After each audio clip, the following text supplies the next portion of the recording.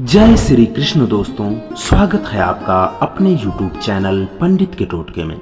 मैं पंडित अनुज तिवारी आपका बहुत बहुत स्वागत करता हूं। दोस्तों आइए सुनते हैं गंगा दशहरा की व्रत कथा। आपसे निवेदन है कृपया कथा पूरी सुने।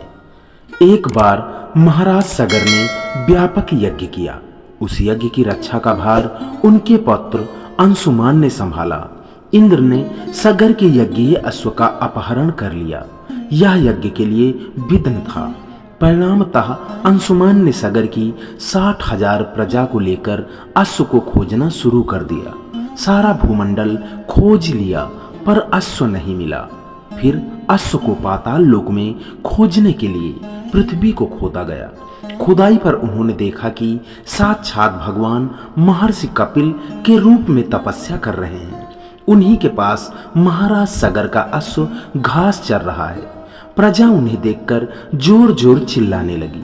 महर्षि कपिल की समाधि टूट गई। ज्यों ही महर्षि ने अपने आग्नेय नेत्र खोले त्यों ही सारी प्रजा भस्म हो गई। इन मृत लोगों के उद्धार के लिए ही महाराज दिलीप के पुत्र भागीरथ ने कठोर तप किया।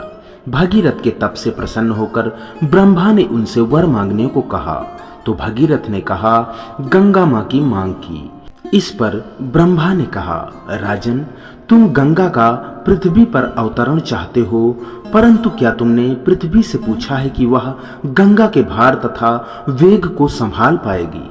मेरा विचार है कि गंगा के वेग को संभालने की शक्ति केवल भगवान शंकर में है। इसलिए उचित यह होगा कि गंगा का भार एवं वेग संभालने के लिए भगवान शिव का अनुग्रह प्राप्त कर लिया जाए। महाराज भगीरथ ने वैसा ही किया। उनकी कठोर तपस्या से प्रसन्न होकर ब्रह्मा जी ने गंगा की धारा को अपने कमंडल से छोड़ा। तब भगवान शिव ने गंगा की धारा को अपनी जटाओं में समेटकर जटाएं बांध ली। इसका परिणाम यह हुआ कि गंगा को जटाओं से बाहर निकलने का पथ नहीं मिल सका। अब महाराज भगीरथ को और भी अधिक चिंता हुई। उन्होंने एक बार फिर भगवान शिव की आराधना में घोर तप शुरू किया। तब कहीं भगवान शिव ने गंगा की धारा को मुक्त करने के लिए वरदान दिया। इस प्रकार शिव जी की जटाओं से छूटकर गंगा जी हिमालय की घाटियों में कल कल निनाद करके मैदान की ओर मुड़ी।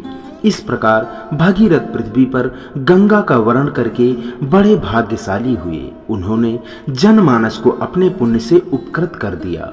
युगों युगों तक बहने वाली गंगा की धारा महाराज भगीरथ की कष्टमयी साधना की गाथा कहती है। गंगा प्राणी मात्र को जीवन दान ही नहीं देती, मुक्ति भी देती है। इसी कारण भारत तथा विदेशों तक में गंगा की महिमा गाई जाती है। तो दोस्तों, मित्रों, माताओं, बहनों, आशा करता हूँ आज की कथा से आप संतुष्ट जरूर होंगे। चैनल पर नए हैं तो सब्सक्राइब करें, वीडियो को लाइक करें, कमेंट में जय श्री गंगा माँ, जय माता जी, जय श्री कृष्ण आदि लिखकर आत्मोत्साहन जरूर करें। इसी के साथ विदा लेते हैं। मिलते हैं किसी नई वीडियो में। तब तक के लिए जय श्री कृष्ण।